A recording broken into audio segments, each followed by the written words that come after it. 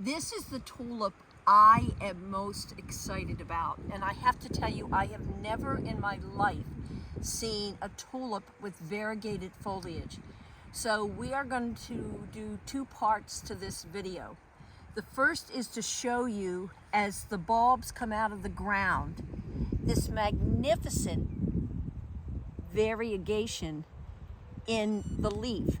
It's what's called marginated with white, and then the green in the center.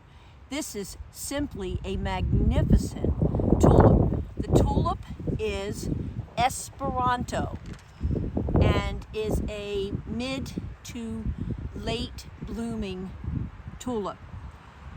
Once it produces blossoms, we'll continue this video and show you what this magnificent tulip looks like between the foliage and the blossom. Certainly, in my knowledge, the most exotic tulip I know of. This is the tulip Esperanto.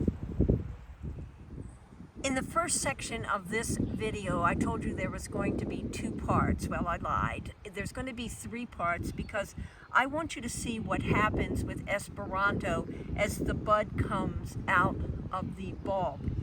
Esperanto is what's known as a green or Viridiflora tulip, and they're known as that. Obviously, they're not green, but they do have, each Viridiflora tulip does have a broad green feather, as you can see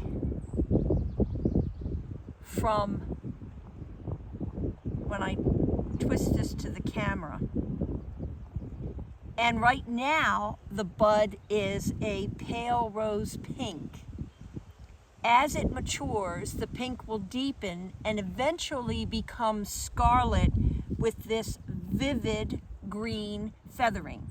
This tulip was introduced in 1968 and was immediately an incredible award winner.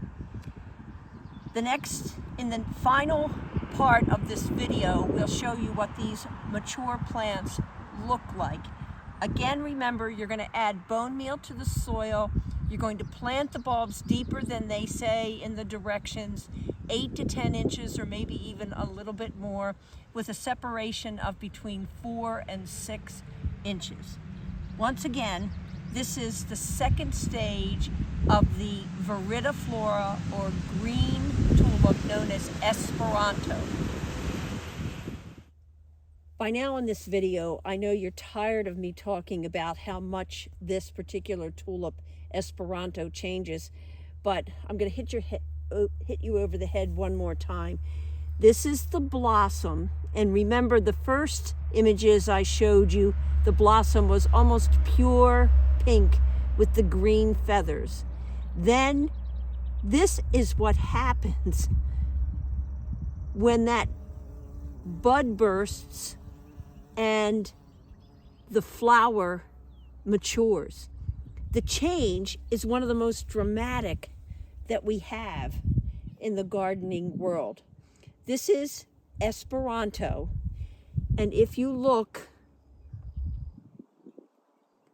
into the center, this tulip is about as opulent, majestic as you can get, and it's interesting.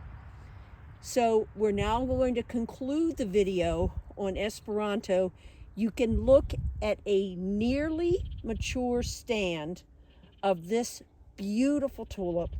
My suggestion is a minimum of 10 bulbs per stand when you are planting them in the garden.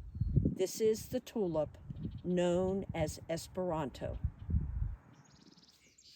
We're going to take one final look at the tulip Esperanto, which I have told you I've been in love with this spring. One last look at the magnificent variation in color that this tulip presents with. One last look at a stand of what was originally 10 bulbs. This is the tulip Esperanto. If you have enjoyed this video, please come to our website, www.harvesting-history harvestinghistory.com, where you can purchase heirloom, non-GMO vegetables, flowers, and herbs. Please like, subscribe, and share with your friends our channel. On the left side of your screen, there is our most recent video, and on the right side of your screen is one of our playlists. We are Harvesting History, seeding the future.